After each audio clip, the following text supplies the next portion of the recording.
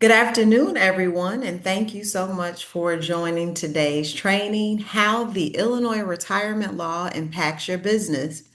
I'm Rebecca Chauncey, Interim Director for the Illinois Small Business Development Center, or SBDC, at Bill Bronzeville. We're so pleased to have you join us today.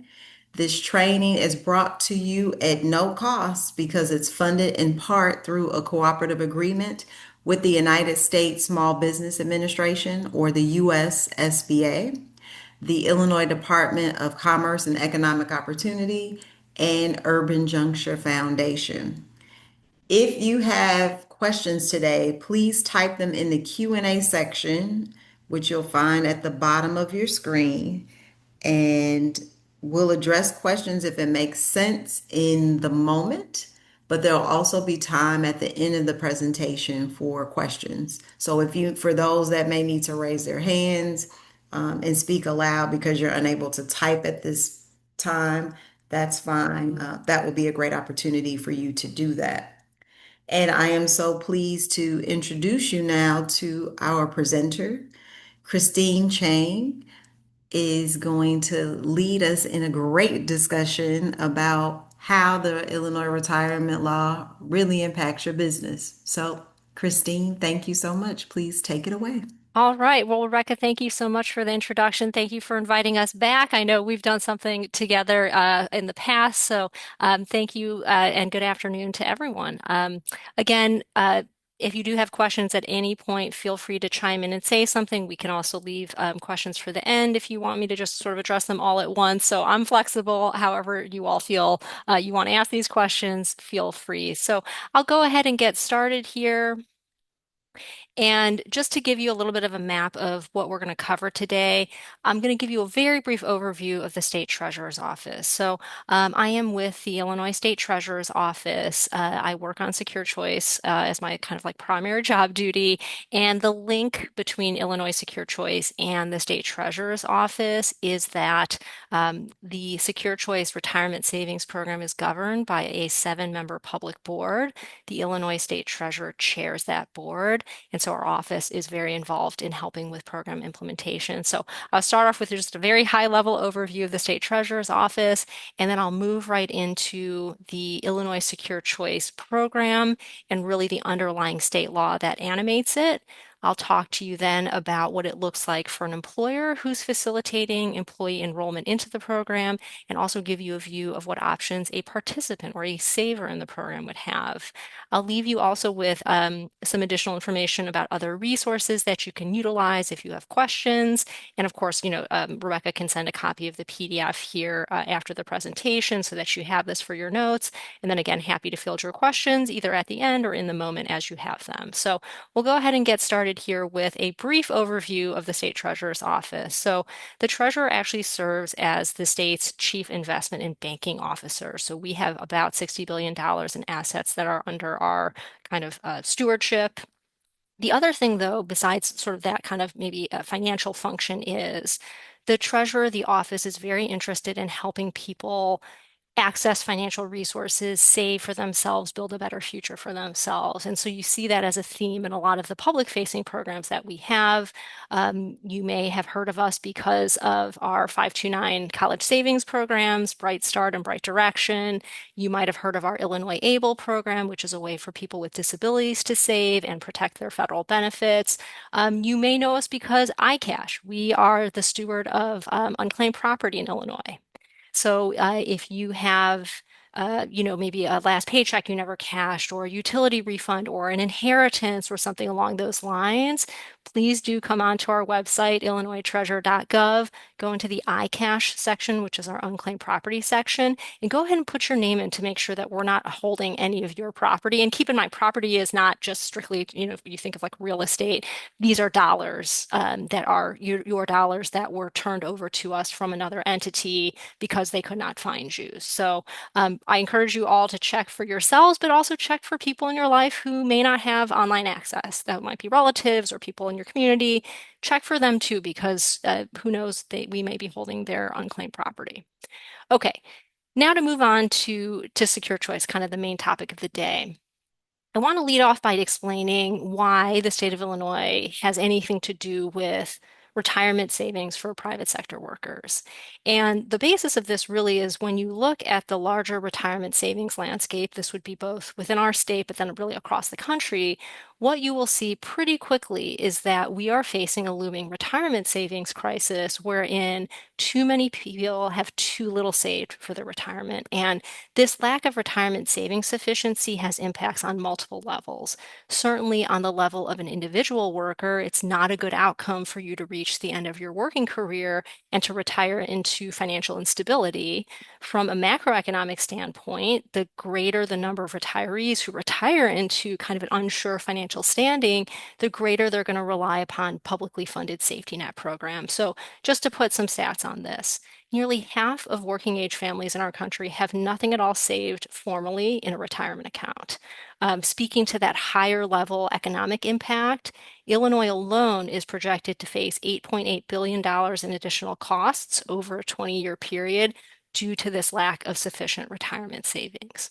Now, it's not all bad news. There are ways that we can help workers save more for their own retirement. AARP, for instance, has found that workers are 15 times more likely to save for retirement if they're offered an option through work, especially through payroll deduction. But at the same time, we need to acknowledge the fact that 40% of our state's private sector workers do not have access to a workplace retirement savings option. So this is the backdrop against which the General Assembly decides to do something in passing the Illinois Secure Choice Savings Program Act. So this is a state law that's enacted in 2015 that requires certain businesses, and we'll discuss which ones, to either sponsor their own qualified retirement plan or facilitate employee enrollment in the Illinois Secure Choice Retirement Program so that their employees have access to an easy way to save at the workplace. We were actually the very first state in the nation to enact this type of retirement security legislation. We were the second state in the country to actually launch a state facilitated program when we opened Illinois Secure Choice in 2018.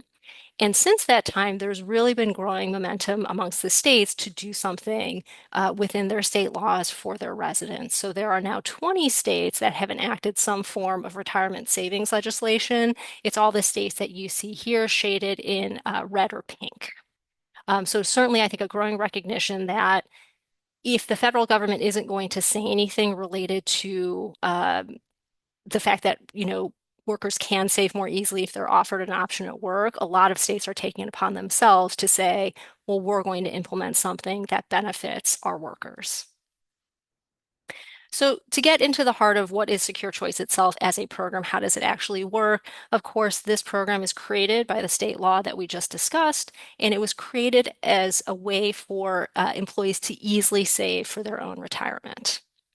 The way that it actually works is that a participating employee is going to save a portion of their paycheck into their own individual retirement account or IRA.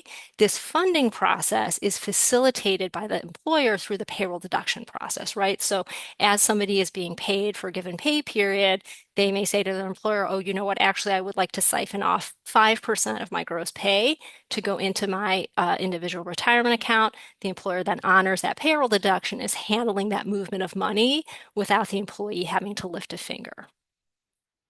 As I mentioned earlier, this program is governed by a 7-member public board, of which the state treasurer is chair, and is administered through a private sector financial services firm called Ascensus. So Ascensus handles a lot of the record keeping, custody, tax form issuance, those sort of kind of technical operational pieces, but works very closely with our office and with the board. And then I just want to make this comment because I think some people hear Illinois state government and retirement and they think of pension woes and other things from the past. Keep in mind that by statute, the funds that participants in the program are putting in for their own retirement, those funds are kept in a trust that is outside of the state treasury. It is separate and apart. These funds are not touched by the state treasury. These funds are not commingled with pension funds, for instance, and they're managed by professional investment managers. And I'll discuss who those managers are a little bit later on. So I want to talk to you about a few key aspects of the Secure Choice program. So one key thing to know is that participation on the employee level is voluntary. This program does utilize automatic enrollment as a best practice taken from the 401k industry, but an employee can choose to opt out at any point or to even opt back in if they opted out. The second thing here to note is that there are some aspects of sort of behavioral economics that are in play in the design of this program. Alongside this concept of automatic enrollment, there are some standard account settings that are in play as a default if a participant doesn't want to actively be involved in managing this account. So an employee is free to use the default account settings, or they can customize their account as well. And again, we'll touch on that when I get into the slide around the participant experience. And then another key thing to note here is that these secure choice accounts for employees, they're portable. Because if we remember, the savings vehicle that's in use here is an individual retirement account. That I is very important. This account belongs to that individual and can move with them from job to job. So somebody may be with us who takes on a second or third job, or they may move from one employer to another. This account can move with them. It's not tied to their employer.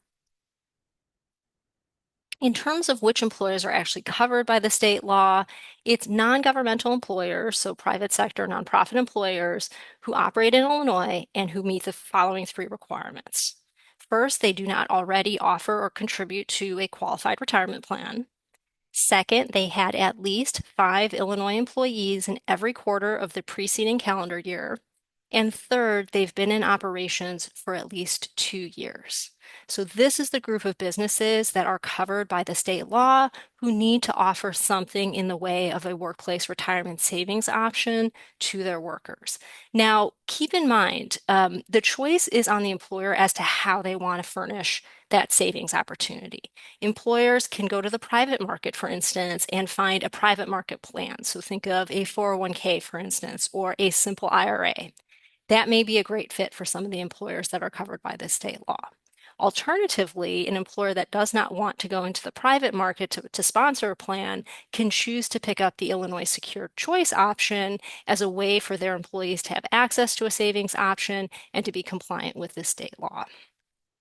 I do want to note one thing because we are often asked about this, and it has to do with what is the basis of that employee count? So when I say at least 5 Illinois employees in every quarter, what is the basis for that employee count? The answer to that question is quarterly withholding income tax returns that are filed by the employer to the Illinois Department of Revenue. Very specifically, this is Form IL 941.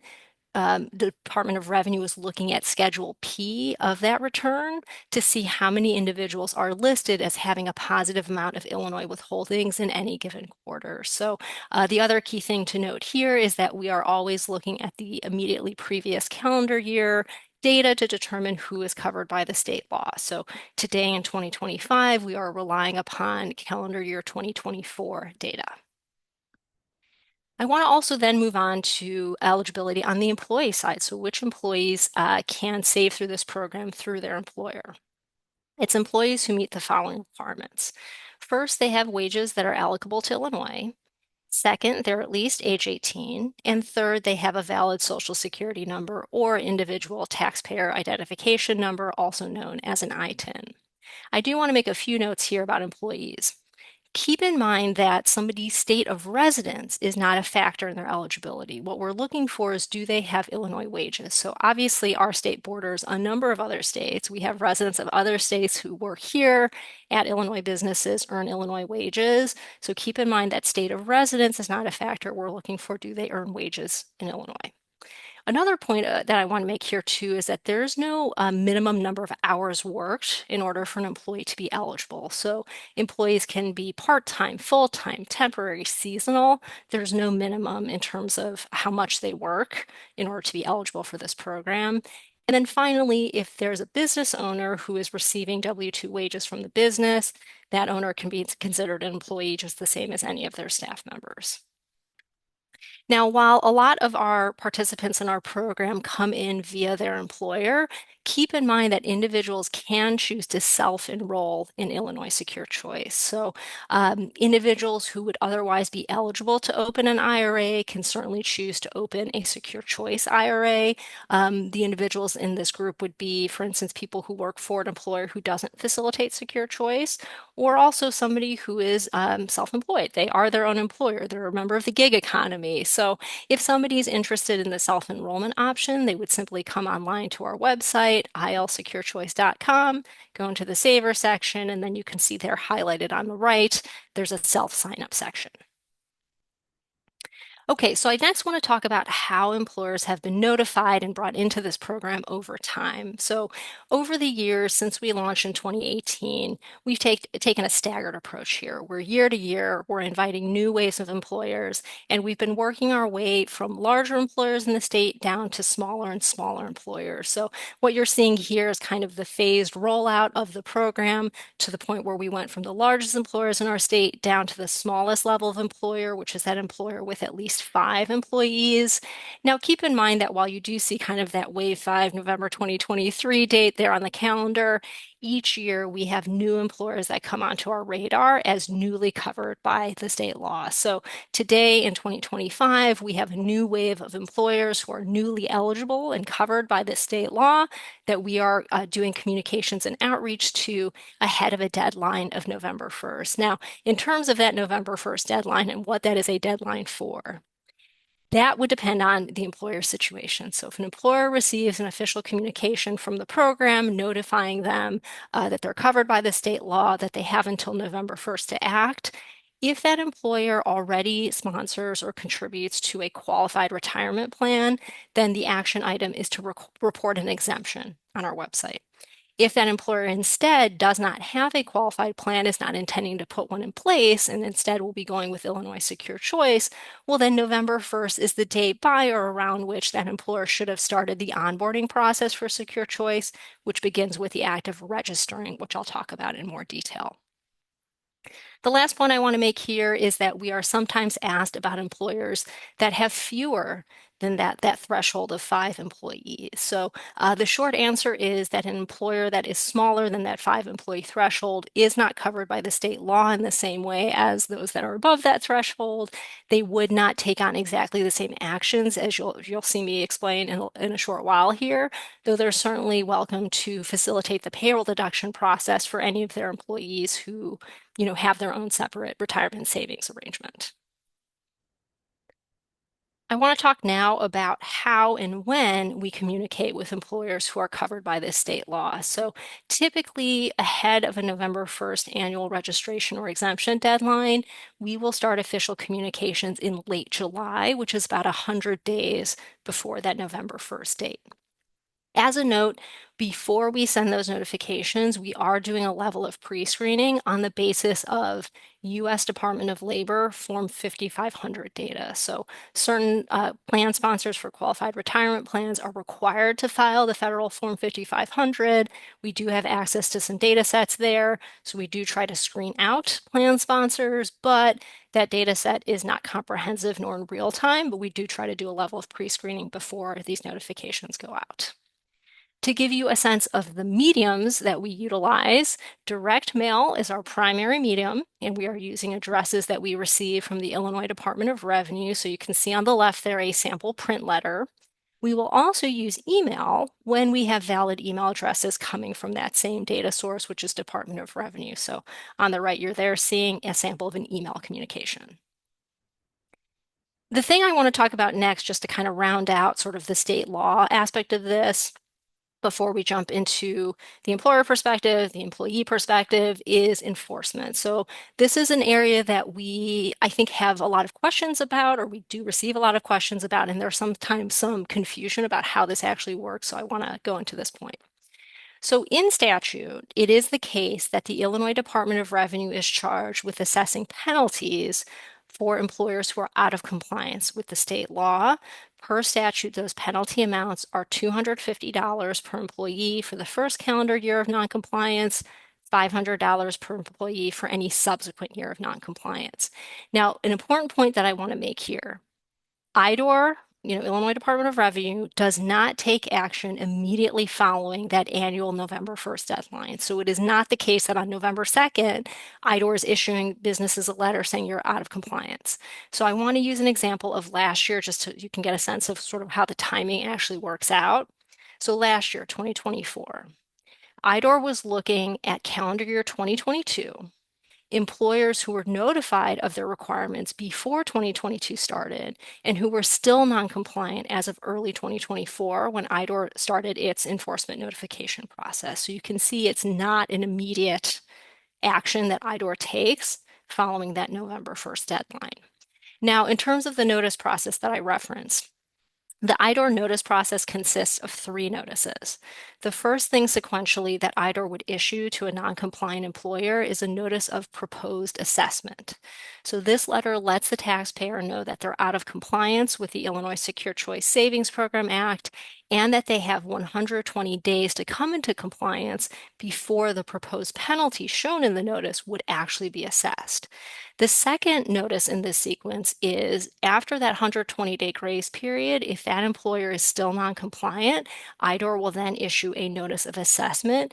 In other words, as lay people, we would say this is actually a bill because it shows that the penalty amount has actually been assessed. If that, subsequent to receiving that notice of assessment, if that employer did not pay timely, that would prompt IDOR to issue a notice of collection action. Now, the other note that I want to make here, just overall, this is sort of the structure and how it's played out with Illinois Department of Revenue historically. We as a program would actually not like to see any employer receive a penalty because the policy aim behind the Secure Choice state law and the program itself is to increase the number of workers who have access to an easy way to save for retirement so that more people are saving more for retirement. Right, those are the outcomes that we are concerned about and care to take action on. So if an employer is compliant because they have, A qualified plan from the private market, or B, they're utilizing Secure Choice, those 2 pathways are in service of fulfilling this policy goal. The third option would be the employer is both not providing a retirement savings option to employees and is being assessed a financial penalty. We don't want anybody in that third bucket. So our concern has always been compliance via one of the first 2 methods. We would like to see no employer in this non-compliant bucket.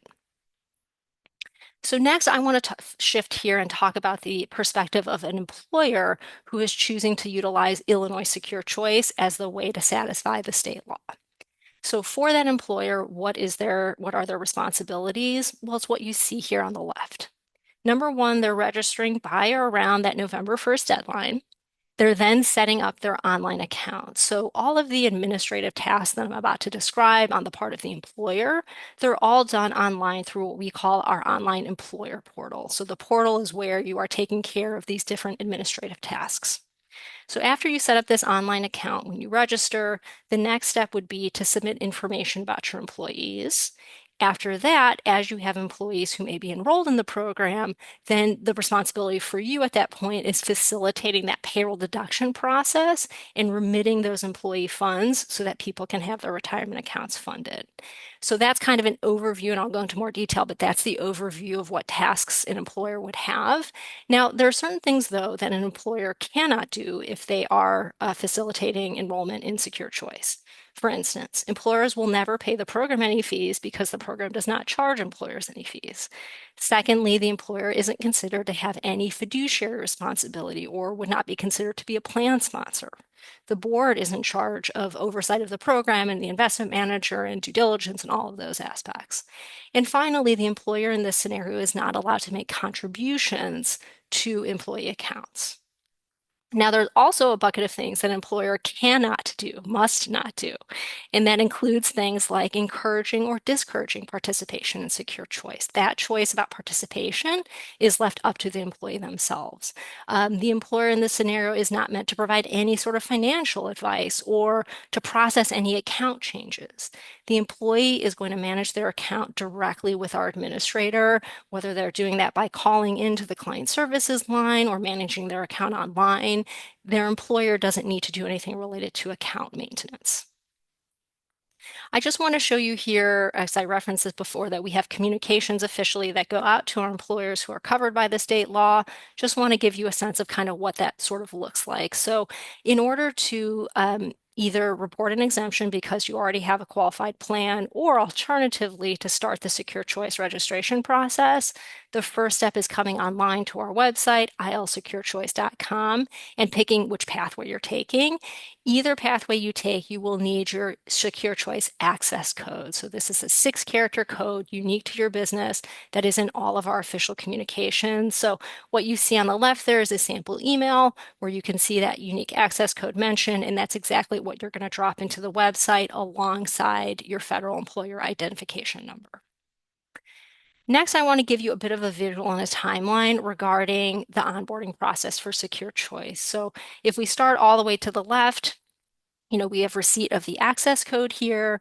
This journey I'm about to show you is for an employer who's actually registering for Secure Choice. So you receive that access code, you come online to our website to register. From that point of registration, you have 30 days to add information about your employees. And this process is important because as a program, we don't know who's on your payroll who might be eligible to participate in Secure Choice. So we rely upon employers to let us know who those employees are. When an employer uploads that employee information, it's going to initiate the program reaching out directly to those employees via email if an email address is provided, or print mail if only a mailing address is included, to notify these employees of what Secure Choice is, what their savings options are, and what those employees need to do over the next 30 days. This 30-day period, which you see listed here kind of in the middle of the screen as employee decision period, this is the period of time during which an employee is going to make one of 3 decisions relative to Secure Choice. So you can see down at kind of in the middle at the bottom, there are 3 choices under employee options. Number 1, if the employee wants to be automatically enrolled at the standard account settings, they can simply do nothing because this is an automatic enrollment program. Secondly, if the employee wants to be enrolled, but they want to customize their account settings away from the defaults, they can choose to do that, again, by calling into the client services line or managing their account online. Finally, if an employee does not want to save through this program, they would opt out during this time period.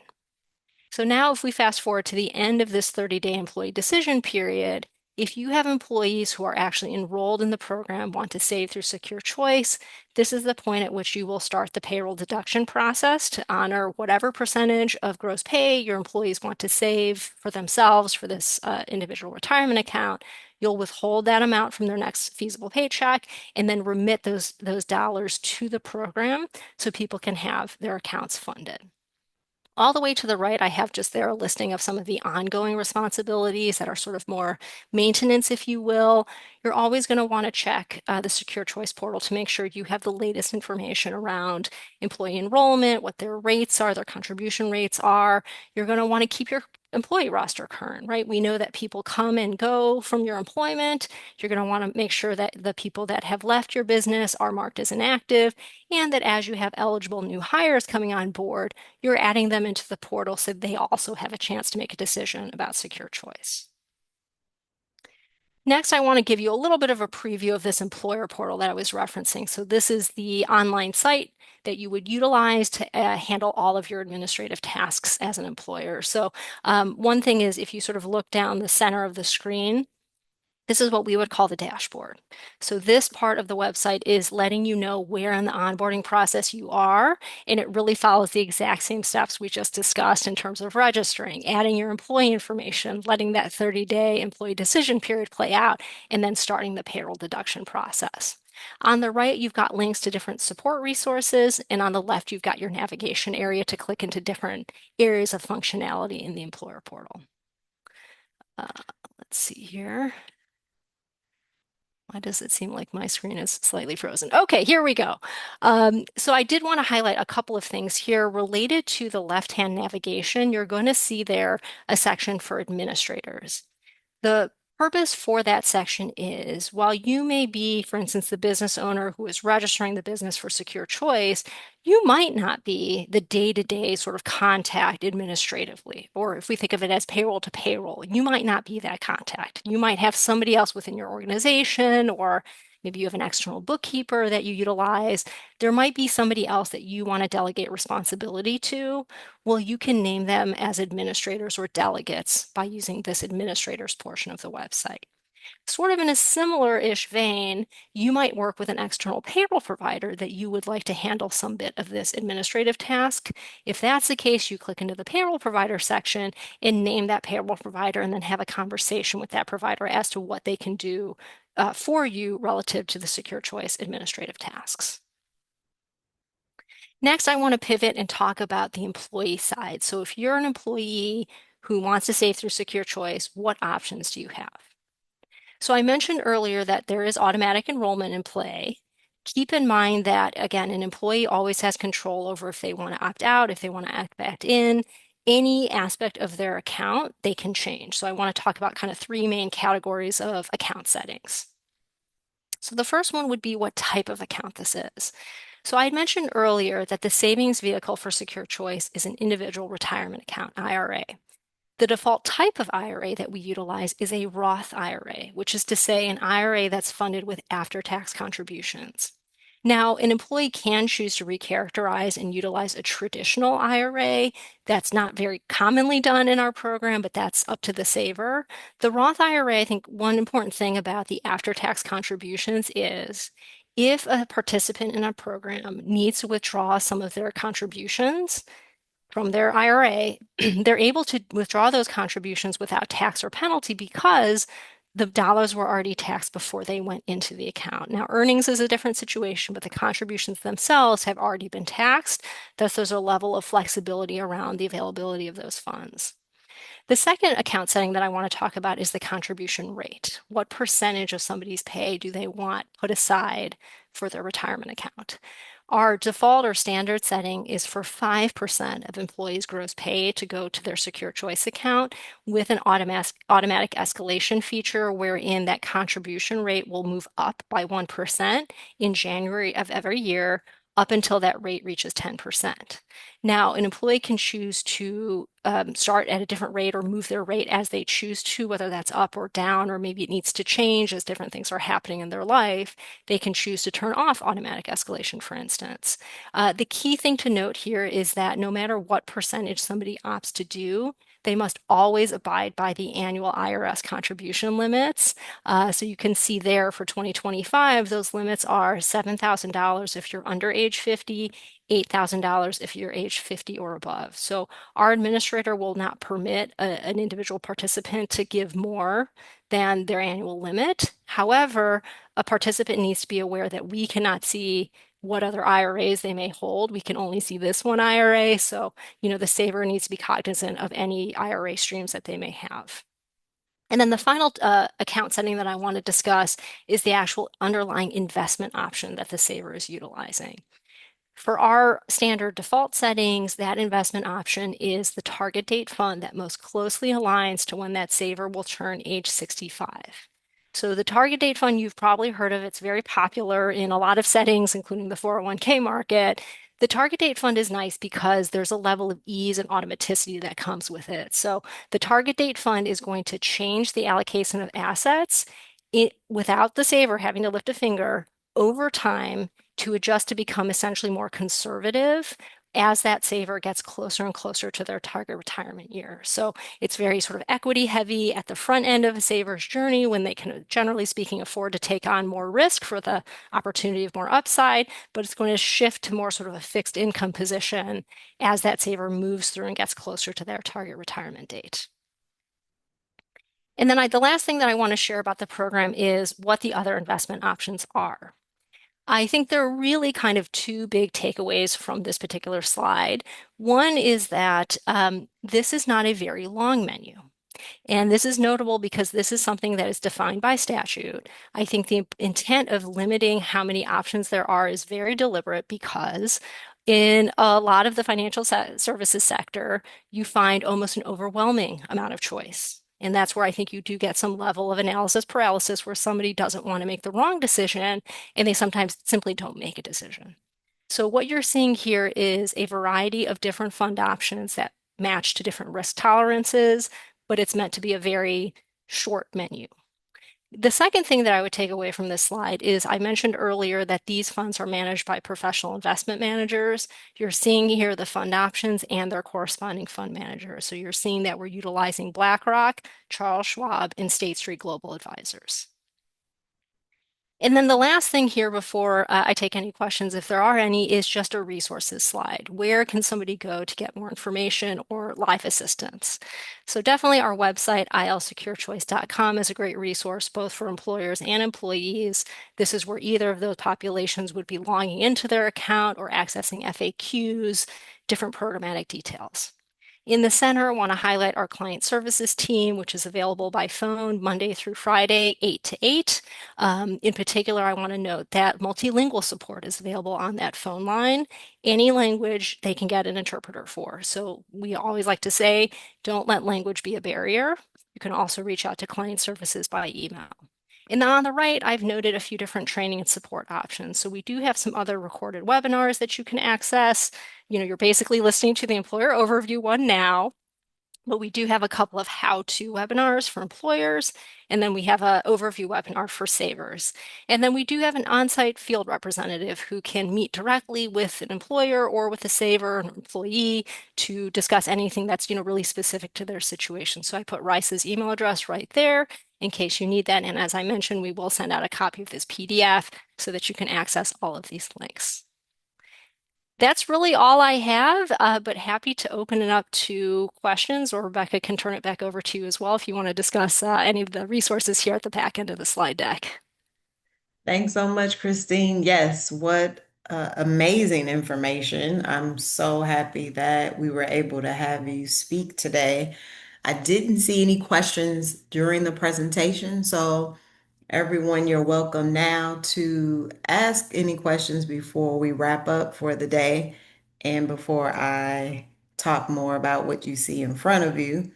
But I know that was a lot of information, so you could be processing what you learned or things you were reminded of if you had ever heard of the Illinois retirement law requirements in the past. And so, whatever your situation may be, I'm sure you found this information valuable. So, last chance, if you're not able to type the question in the Q&A section, you're welcome to raise your hand.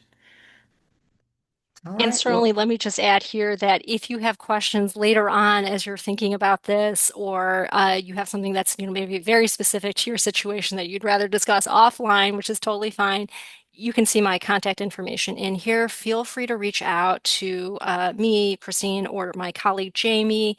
We're happy to talk with you sort of offline, or again, as questions may come up later in time. So this is not your one and only chance, of course, to ask questions, but if you do have any, we're happy to discuss them at this moment. thanks so much, Christine, for that. And it looks like that will be the way people will move forward in reaching out if questions arise. And certainly, if you're not already a client with the Illinois SBDC at Bill Bronzeville, you can reach out to us via email, the website, or give us a call. Ultimately, you will have to sign up to be a client online. And so that billbronzeville.com/SBDC site is best. Ultimately, to again sign up to become a client at the center. You will receive, as Christine mentioned, you will receive the slide deck of today's presentation, so you can reference that at your convenience. You'll also get a link to the recording of today's session, so you could take a look at that as well. And you'll receive a survey. Please share your insight about what you learned today, as well as any recommendations you may have for future training topics. We love to provide sessions that are helpful to entrepreneurs like you. Thanks again to Christine and the Illinois State Treasurer's Office for the work they do and helping entrepreneurs and the citizens of Illinois to be in a better shape when it comes to retirement funds and continued success to all of you entrepreneurs. We thank you again for your time and attention. Continue to have a great day and weekend ahead. Thanks, everyone. Thank you, everyone. Thank you, Rebecca. You're welcome. Take care.